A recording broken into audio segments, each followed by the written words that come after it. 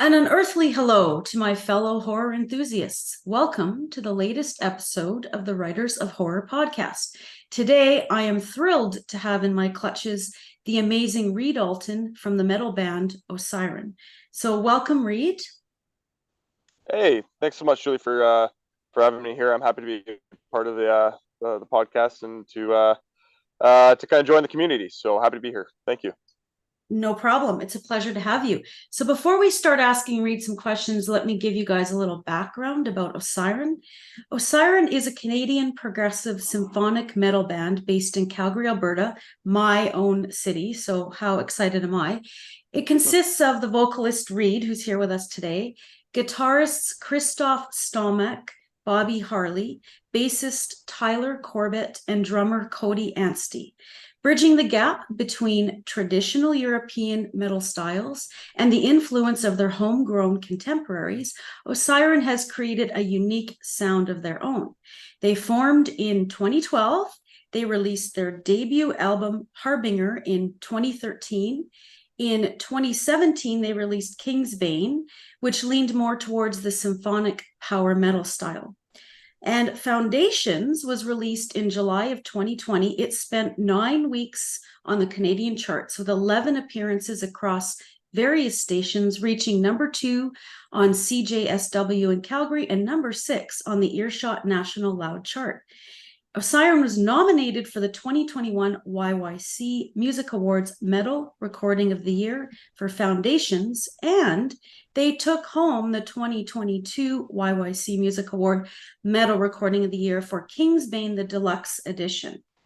Now, their newest album, Momentus, was released in November of 2022. It's available on all major streaming platforms. It takes the modern and progressive sound and feel in Foundations, pushes it even further, and includes the singles Dominion Day, Beyond the Sun, and Anunnaki, which all landed on the Spotify editorial All New Metal playlist. Now, I'm really fortunate because they are from here or currently based here in my city. So I had the metalhead's dream experience of hovering by the lip of the stage at their album release last November to celebrate the launch of Momentus. There couldn't possibly be anything more exciting than absorbing their music live and clutching a physical copy in my hands. Now, leading up to this album release, I followed their posts really closely, and between the artwork, the lyrics, the production quality, and the release strategy, I saw similarities in releasing an album and a book and realized how much authors and other creatives can learn from this amazing group of talented musicians. So now let's get going with Reed here, and let's start with the basics. So from what I've read, and you can correct my errors here, Reed, is it all started with Christoph and Bobby writing music, but once you and Tyler joined the band, the direction took a different path. So can you tell us a little bit about how Osyron came into existence and how the band has evolved as the different members have joined? Yeah, certainly. Thank you very much for that intro there and with all the backstory.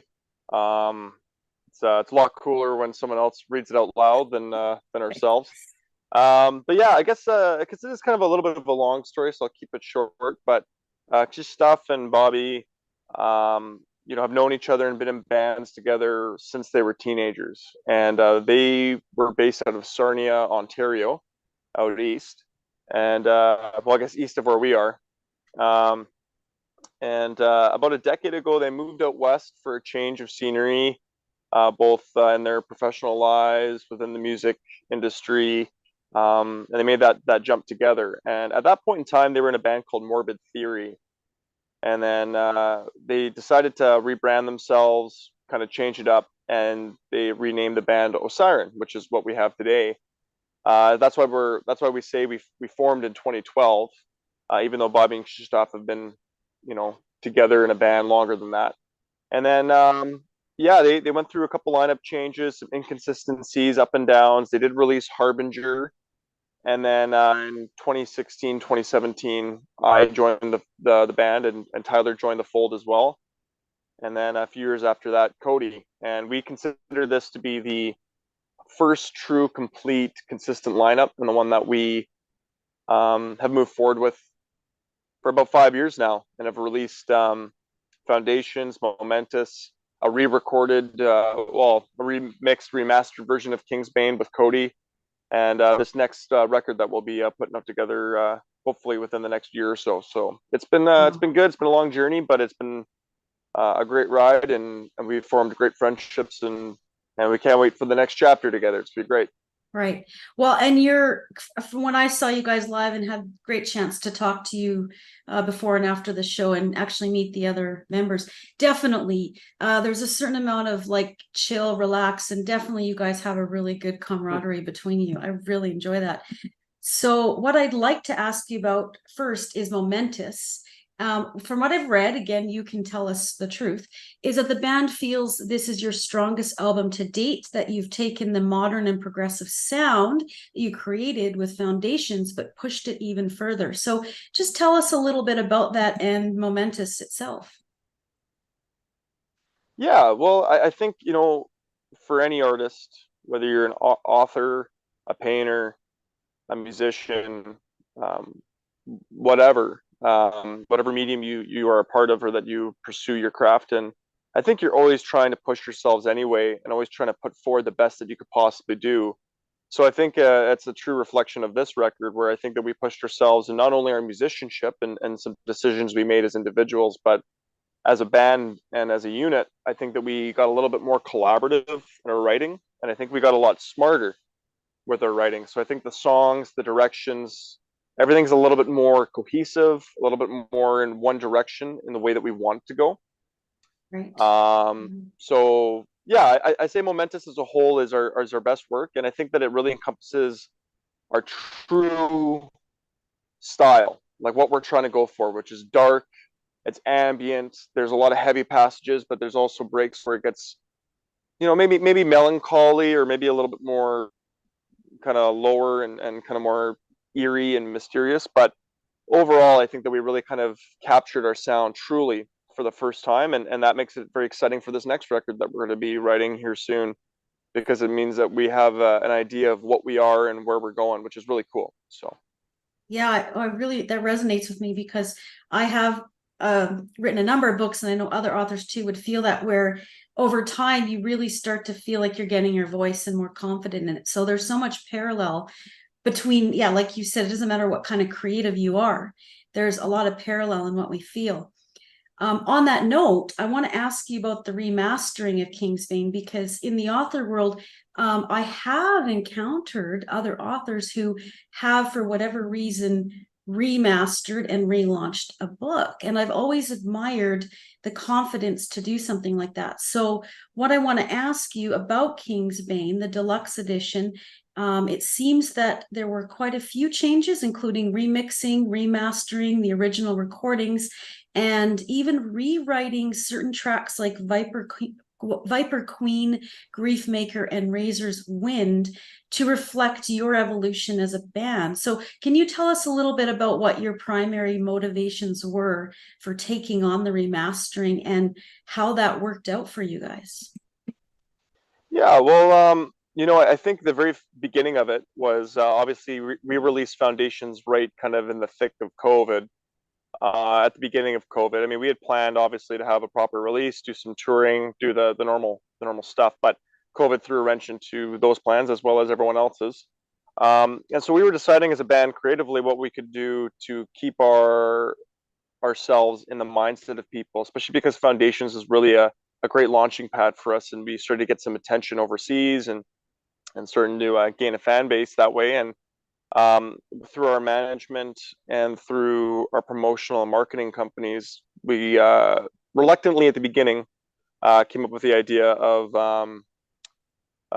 remixing and remastering Kingsbane, and then re-recording some songs like you had mentioned, with Cody on the drums, because the drummer that was in the band at that time was Trevor, for the original Kingsbane. So it gave Tyler, who does all the mixing and engineering, mixing engineering work for us in the band, to kind of take another stab at that record, because he did that, at that time, 6 years ago or whatever it was, or 5 years ago, and then it gave Cody a chance to put his own spin on some of these tracks. So it was really just a way for us to kind of keep within the realm and the world that we were trying to, crash into and keep our name floating around. So it turned out really well. We're really happy with it. Obviously, we don't want to be doing that all the time, and it was something that I think with the circumstances and the economic and climate that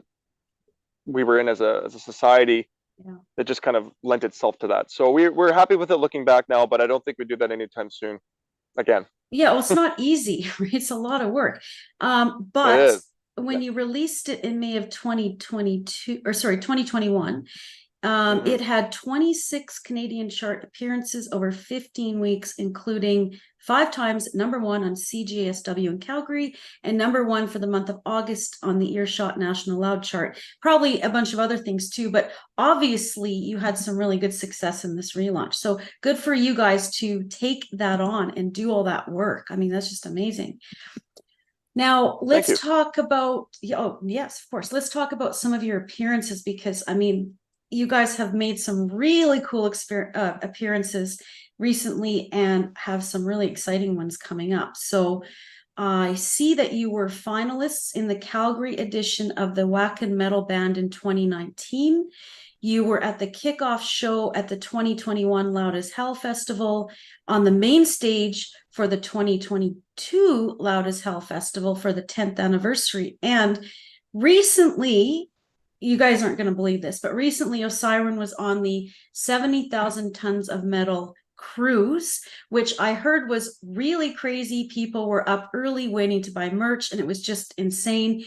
Your videos, your pictures look amazing. Tell us about this experience. What was it like to perform on the ship, to interact with fans and other bands? Yeah, it was a horrible experience. We didn't enjoy a single moment of it. It was Right. just not great at all. No, to be honest with you, it was a very eye-opening experience for us. Very exciting. We wanted to prove that we deserved to be there because a lot of those bands that were on that festival we've been listening to our entire lives, and are very successful. And we were the only Canadian band that no one knew because we're very new on the global scene, and we wanted to prove ourselves, and we put some pressure on ourselves, but I think we delivered, and I think we did a great job. And I think the biggest takeaway for me personally, I can't speak for the band, but just watching the pros, like the people who have been doing this for a very long time and that we look up to watch how they conduct themselves day in and day out on some kind of festival or some kind of event like that was very educational. And just to see how they performed and how well they performed and how tight they were, and it was just like, okay, now we know what we need to do to take it to the next level. So it was just a really cool way to kind of see where we measured up at this point in our careers and where Osyron is at. And I think it allowed us to kind of say, okay, like this is what we need to do. We need to tighten this up. We need to get a little bit more professional in this regard. And it also allowed us to prove to ourselves that we did deserve to be there because we thought that we held up our end and that we put on great shows and we met some new people and made some new fans and had an absolute blast. So it was a wonderful experience. And if we ever got invited back, we would do it in a heartbeat. Yeah, I bet you would. I just think, like, listening to you, if this audience here doesn't, they must by now see why I was so interested to interview you. People that know me know how much love I have for so many bands, but with you guys, it's just, there's something about your work ethic and your commitment, and you're always pushing yourselves to be better. And as an author, that's just such an amazing thing to talk about and connect with you on. So thank you. That was a really great answer. Now you do have a really fairly aggressive upcoming schedule here. So you're starting out with the Loud as Hell Festival here in Drumheller in Alberta early August. I think that's the first weekend in August. But then you're launching right into this North American tour with Seven Kingdom, which looks like it's a good portion of August and September. But you're also making a stop at the Rocktastic Open Air in, I believe that's in Europe. Anyways, you can tell us about this, but what I'd like to know is, how did you get all this lined up? Are you excited? Are you looking forward to it? Is the travel going to be difficult? Like, just talk to us about this and how you prepare and what you're most excited about. Yeah, I mean, it's a very exciting time for us. It's a true reflection of the hard work we've put in and the determination and never giving up and all that kind of jazz. So it's a reflection of that, and I think we're being rewarded for that. And now we've got to go out and do the real work and promote ourselves and more or less kick ass, Yeah. to new markets and new places. But to answer your first question about how we got it, I think with any artist, um, unless you're one of those very few that are able to do it all, and that's like, the marketing, that's the designing whatever album cover or book cover or editing or mixing or whatever. It doesn't matter what your medium is, but unless you're one of those very few people that can do it all and do it well, you need to form a team. You need to build a team around you of people that believe in your art and believe in what you're doing, and that will help push that art to where you want to go. And luckily for us, over the last few years, we've worked with some very hardworking people in multiple fields that I think have helped us push our art to new markets and new places, and they've helped us link up with people to get us on this tour. So we're it's a true reflection of that, and also having a manager that believes in us as well, and then us as the band and as a camaraderie and as a family, doing that. But yeah, so that's kind of how we got onto it. And then to answer the second question, or the back half of that, with how we prepare is, again, going back to how we've watched other bands, bigger bands and more established bands, and how they sound and how they perform and whatever. We know we need to bring our rehearsals, our musicianship up to a certain level, so we rehearse. Obviously, I'm on vacation right now, and the boys are doing that without the singer, which I'm sure they prefer, because I'm sure it can get really annoying with the microphone in my hand. But they're going to be getting the music really tight, and then we're going to link up before we go, do this Loud as Hell festival in southern Alberta, where we're from, and then head out on a North American tour and do a festival show in Czechia, which will be really nice. So Yeah, so where yeah, it's exactly just is about that preparing ourselves. stop? Sorry, where exactly is that stop? Czechia, Yeah. yeah. So it's a really cool festival. It's in the Czech Republic. Yeah, It's okay. in the Yeah, it's in the south of the Czech Republic. I just call it Czechia just because I know that a lot of Czechs want to call it Czechia now, and I know that we Okay. call it Czech Republic in North America. But I'm just going to try and brush up on some Czech, even though it's a really hard language, Yeah. just so that I can say some nice things and hopefully talk to the crowd a bit. But yeah, it's a really cool festival. It's next to a very old castle in the south of Czechia, in a place called Brno, Oh, Brno. Yeah, Brno. And yeah, it's looking like it's gonna be a really cool um, opportunity for us in front of yeah. a new audience, a new crowd, and hopefully we can sell ourselves to the highest regard and put on the best performance that we can. So that's what we're looking forward to, and then we got to hop back to North America and do the rest of the tour in the States and Canada. So that's what we're Right. it's gonna be So very that's busy, but it'll like be fun. that's It'll be an great. in and out, and then you're back with the North American tour. Yeah. Wow. Hmm. I kind of feel so. We had the opportunity to just go to the Czech Republic for a couple days recently. Had never been there, and I just have a feel that they'll really be receptive to your style, just given the style of their metal. And yeah, I just think that'll be fantastic. So one last question about the tour, then. You obviously need to have some kind of like pacing and looking after yourselves and in between the shows, right? Like you need to be very aware of this is 2 months, this is a lot of work, and when you guys are up there you're putting out a lot of energy. So how do you do that? How do you take care of yourself during that time? Well, I think for us as individuals, I think within Osyron, we're relatively really even keeled. Kind of, um, we Yeah.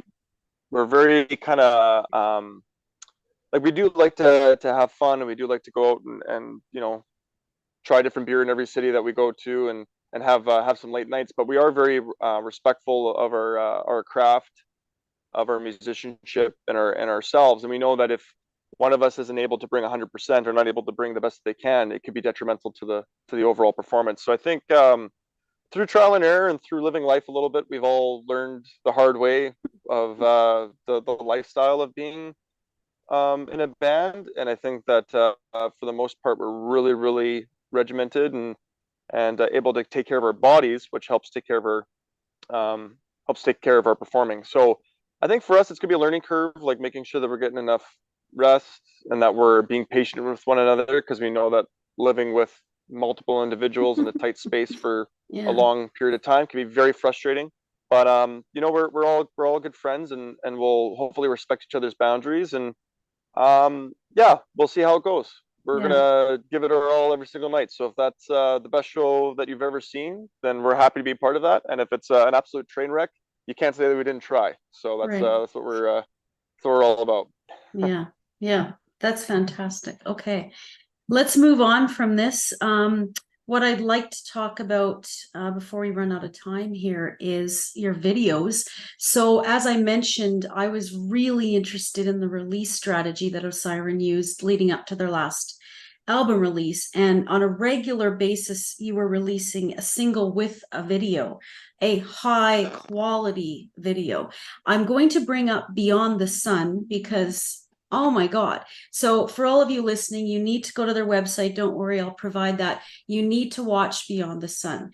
A few bars in, and the voice is unleashed, woven perfectly with the gut grabbing guitars, bass, and savage beat of the drum. I mean, this one really satisfies even the most scrutinizing metal lover right from the start. I find the lyrics deep, self-reflective, and powerful. And I'm sure every Osyron lover who listens to this may have their own unique interpretation. That's the beauty of music.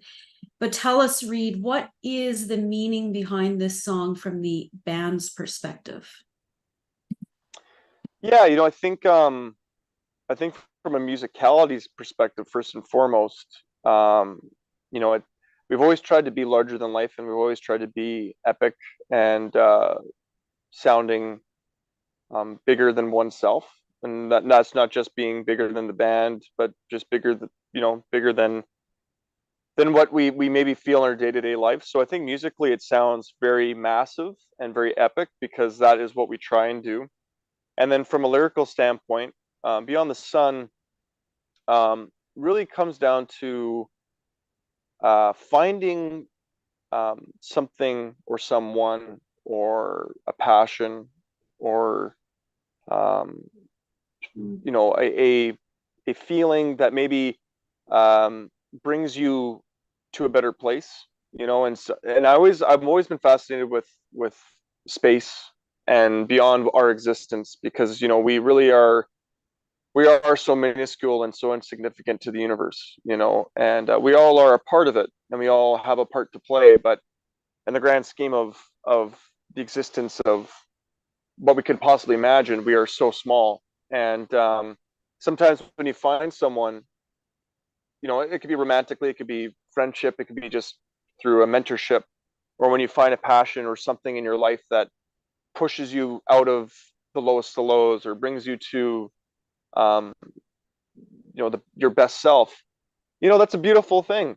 And I think the song is a reflection of that musically, and then lyrically I think we tried to capture that. So it's just about um, going beyond and out of what you know, and becoming larger than yourself, and being the best that you can be. And I've heard some people talk about, it sounds like overcoming depression or mental illness, and other people saying it's about love, and it's all of that. And I don't want it to ever be, I don't think the band or myself would ever want it to be Yeah. anything specific.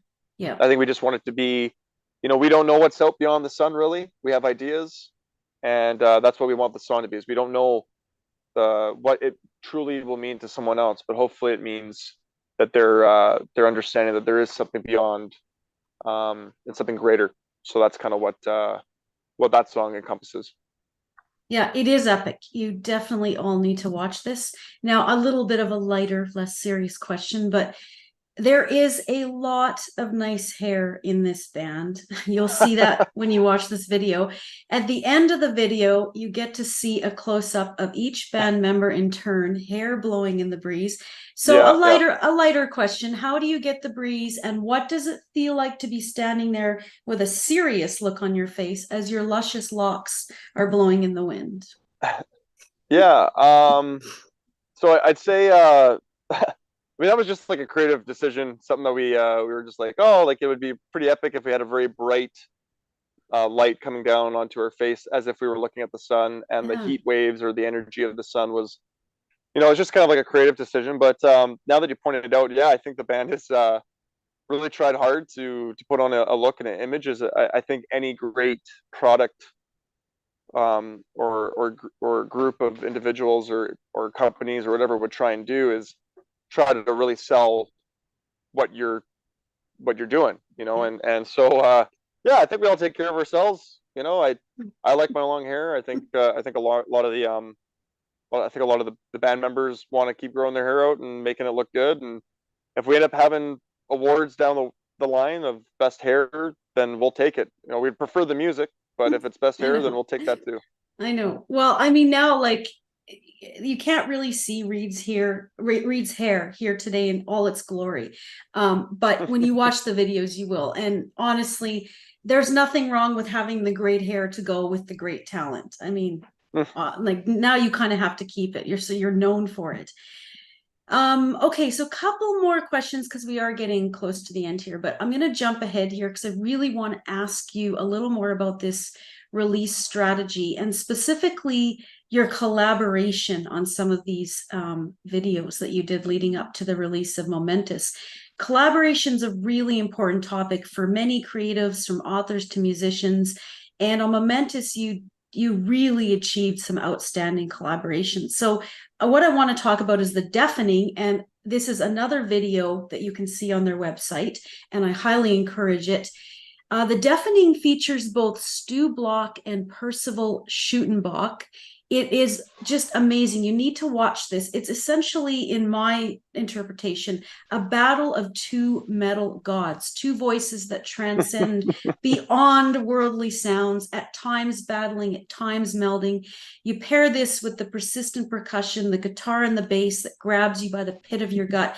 And honestly, you're just taken for a wild ride. It's powerful.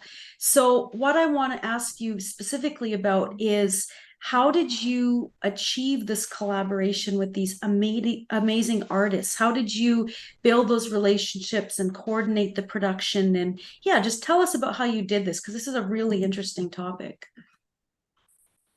Yeah, I think it's very smart for any artist or anyone that is at a smaller stage or beginning, like kind of at a, you know, not as developed stage of their career, to find ways to either collaborate with artists that are established or that have created a successful career, or to learn from them regardless, asking questions or learning just by visually or audibly or whatever.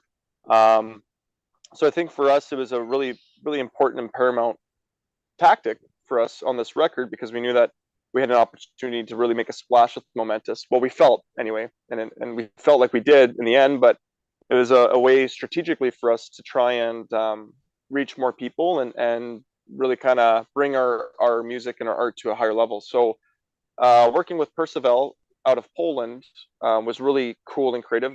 They're on three songs. They were on three songs in this record, and they did the music for the Witcher 3's video game, and a lot of the Okay. guys play video games, which is cool. I mean, I don't do a lot of it, but a lot of the guys do. And there was the idea of, what if we reached out to them and had them do some music with us and to help elevate our music, which they agreed. And because Krzysztof in the band is Polish, he was able to converse in Polish. It was very kind of comfortable and cohesive and great collaboration. And then with Stu Block, the nice thing with Stu is that he's a Canadian metal legend, in our opinion. And rightfully so, he should be viewed as that, because he's one of the greatest metal voices of all time. And he's toured the world, and he's been with fantastic artists and influential artists. And when we reached out to him, and he was wanting to be a part of it, it was just a dream come true, because I've been listening to Stu since I was 15, 16, and just to sing a duet with someone who I look up to and that has influenced my voice was just awe-inspiring and very humbling. And then I guess just to bring it to the video, the fact that he was willing to fly in and be a part of the music video was just incredible. And got to meet him, super down to earth, super humble, very informative, and we had a great experience. And I think we put forward, I think, the best video that we possibly could do as a band and with Stu. And that's a shout out to Seth Williams as well for directing and putting that together. And it was just a wonderful experience. It's something that I'll cherish for the rest of my career. Yeah. Wow. That's amazing. I mean, so listen to Reed. There's nothing wrong with reaching out and asking. And I know I'm learning that as an author too. I've had some really great collaborations now. And sometimes you think like, oh, I don't know if I can reach out to this person. But you know, if you form your communication professionally and sincerely, and they're interested, great. If they're not, they're not. And but you're not going to find those collaborations if you don't start to ask and if you don't start to build those relationships. So yeah, I was really excited. And you guys listening, you have to watch this video because it is just amazing to see the two voices in this circle singing on this. It's just it'll just blow you away. So you really have to watch this. Okay, let's do one more like big question here. Maybe we'll talk a little bit about your packaging. So when you think about like the packaging of a book, I'm interested to ask you about the packaging of an album because you have this killer artwork and it is a package. It has to go onto the physical CD and in the thing. So tell us about like who does your artwork? How do you work with them to make sure that your voice is represented? Yeah, tell us about that first. Yeah. Well, in terms of artwork, what we've done over the last couple of records is we've gone online to search artists around the world. And this particular artist on Momentus, the name escapes me, so I apologize about that. But we do have it documented, obviously, online, and if you purchase the record or if you just look up the credits. But essentially, what we like to do is we like to bring forward song titles, lyrics, maybe the concept of what we're trying to portray. So this record wasn't a concept album per se, but it had a lot of conceptual and consistent themes and storytellings and whatever. So we just kind of bundle that all up into a package and we send it to some artists that we really like their work and we thought could do a good job, and then we let them interpret that. And what you see for Momentus is what that artist heard with the songs or the lyrics or whatever we gave them, and yeah, it's just kind of their interpretation of it, which is really cool and really unique. It allows another artist somewhere in the world to have their spin on it, which is really nice. So yeah, we got that, and I think it turned out great, and now it's everywhere, so it's fantastic. It's beautiful. So for all of you listening too, you can go on their website and you can also get, I've got this beautiful tank top which has the artwork on it, and it's just amazing. So you can grab some swag. So before I let you go, the last question I want to ask you is, Reed is actually in a number of bands and projects, and I've been following him in Calgary here, going to some of his other shows as well. And it just blows me away to see your ability to commit as much to these other projects as you are to Osyron. So whether I see you with Osyron or in one of your other bands, you're always there, 100% quality, energy, commitment. Tell us a little bit about your time management and how you manage to do all of this. Well, I think when it comes to time management, this goes for anyone of any profession or any passion. The one thing that I have learned is you need to make sure the people that you associate with, though it may be difficult for them, they have to be understanding and patient with you, because as long as you hold up your end of the bargain, where you're going to be able to give 100% of what you have, and that may not be your 100%, but that may be 80% or 60%, but it's 100% of what you're able to give day in and day out, and you're never not giving it your all. As long as you hold up your end of the bargain, then you hope that they reciprocate that by understanding and being patient with you and what you have going on. So I think that I'm very fortunate and lucky that with my relationship with my partner, she has been understanding and supportive, and then with my bands and the members in those bands, and my family, Yeah. and my friends. I think that they understand that when I am there and I am with them, that I am, and I may not be 100%, that I'm giving 100% of what I have. And I think as long as you hold that into the bargain and you give it your all and you leave nothing else out there in all aspects of your life, then I think that that is a great way to go about it, with time management, because it really is a lot, and you really don't have a lot of time for yourself. Um, but it's what you want out of life. It's what you want, and I want to be a part of this. I want to be a successful musician, and I want to achieve my dreams, and hopefully the people around me understand where I'm coming from, and in turn, I will always listen and try to understand where they're coming from too. Yeah. Well, it's really good advice. And any show you see with Reed, you definitely can feel that he's giving everything he has that night. Even as someone in the audience, you feel like he's giving you everything he can. It's just amazing. So thank you so much for being here with us today. It's just been really amazing to talk to you. And I know you're sliding us in between all your shows and tours, and you're even on vacation right now. So thank you so much, Reed. Yeah, no worries. Thank you so much for having me, Julie. Really appreciate it. Thank you for the wonderful questions and for welcoming me into your community and to be a part of this. So thank you. Yes, anytime. I'm going to sign off now. So, an earthly thank you to Reed for joining us today, and a hellish thank you to all of you, our listeners, for tuning in. We'll see you next time.